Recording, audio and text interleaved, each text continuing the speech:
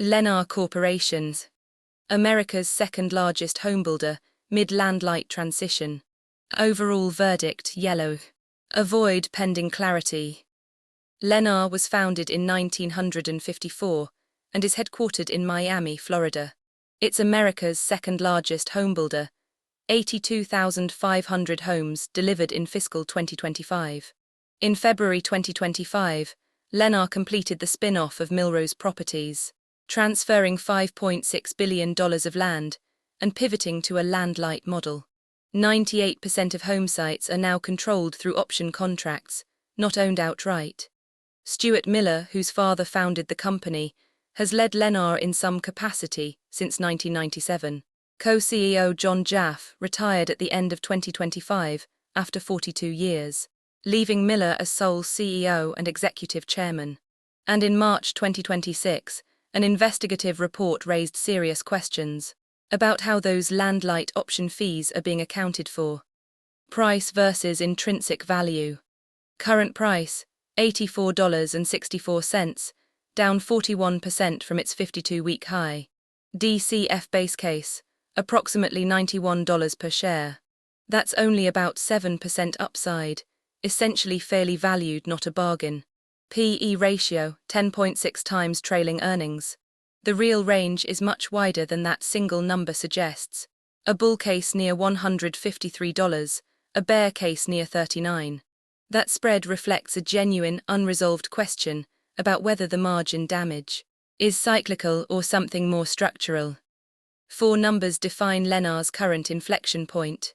ROIC, 6.6% in 2025, down from 15.2% just 3 years earlier. Revenue compound growth, 7.4% over 7 years steady. Net margin, 5.9%, roughly half of 2024's level. This is a company whose returns were real in the upcycle and are now being tested hard by the down cycle. Phase 1 Forensic Screen. 4 of 8 signals triggered, and this one has a genuinely open question in it. Consolidated gross margin collapsed from 15.5% to 9.9% in 2025, even though Lennar's own press releases report homebuilding-only gross margin flat at 17.7%. That gap is mechanically explained by the land-light transition, more low-margin land sale revenue in the mix. But free cash flow also collapsed, from $2.2 billion to just $28 million, tied to Millrose option deposit cash outflows. And separately, a March 2026 Hunterbrook media report alleges that recurring option fees are being capitalized into land cost rather than expensed, understating the true margin drag by as much as 3 times what management guided. That allegation is unresolved, and it's the central open question in this entire analysis. Phase 2 Financial Analysis. Revenue grew from $22 billion to $34 billion over 7 years, a 7.4% compound annual growth rate, driven by real unit volume, not acquisitions. Deliveries actually rose 3% in 2025. Volume was never the problem here. The problem was price and margin, both compressed by the land-light transition. Margin trend tells the real story. Gross margin, 12.6% in 2019, peaking near 21% in 2022, then collapsing to 9.9% in 2025. Net margin followed the same arc, 16.3% at the peak, 6.1% today. This isn't a demand problem, it's a cost structure and accounting transition problem. DuPont decomposition. Return on equity fell from 19% to 9.5% in 3 years. Net margin did essentially all of the damage. It fell 5 points in 2025 alone. Asset turnover actually rose, but that's mechanical, not operational. Total assets shrank $6.9 billion in the Millrose spin-off, while revenue held flat. Leverage stayed roughly steady throughout. This is a margin story, not a balance sheet story. Phase 3 Moat Assessment.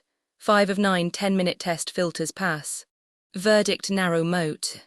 The evidence, Lennar is the number 2 U.S. homebuilder, with real scale and purchasing power advantages. But that scale never insulated returns from the housing cycle. ROIC round-tripped from 6.8% to 15.2%, back to 6.6%. A real moat compresses that swing, Lennar's didn't. And the land-light strategy traded away owned land, a genuine cornered resource, for option contracts on reportedly less favorable terms than the model it's copying. Phase 4 Capital Allocation, verdict yellow. Share count fell from 318 million to 258 million, 19%, over 7 years.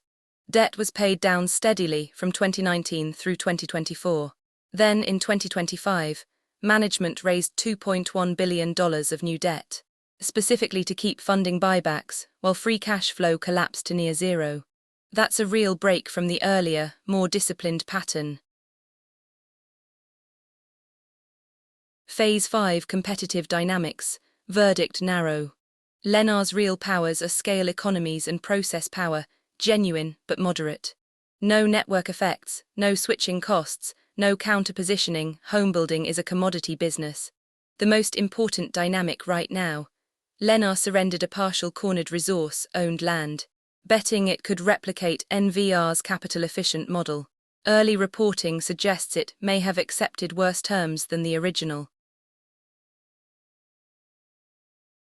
Overall verdict yellow. Avoid pending clarity. Lennar is genuinely two conflicting stories at once. The bull case, a number 2 homebuilder, a 19% smaller share count, and a price-to-sales ratio well below its own history.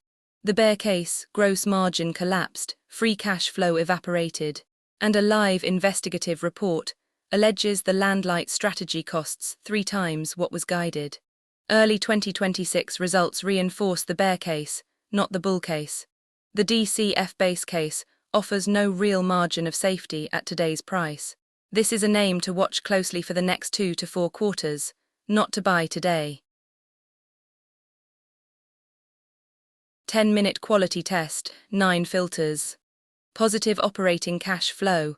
Pass all 7 years, though 2025 was very thin. Return on equity above 10%. Pass in 6 of 7 years, 2025 just missed it.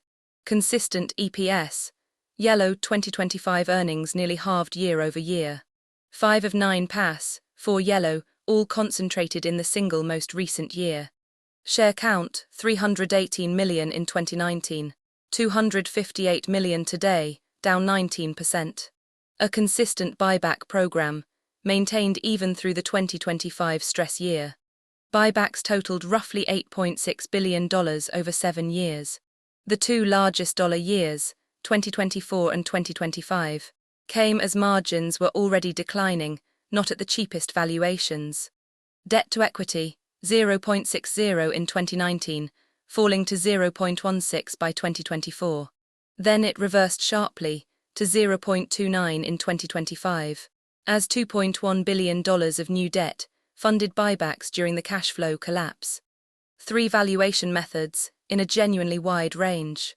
Price to sales, 0.62 times, well below the historical average of about 1 times. DCF base case, $91 per share at a 12% discount rate. Bull case $153, bear case $39. That spread is the honest answer. This is a cyclical versus structural bet, not a clean number.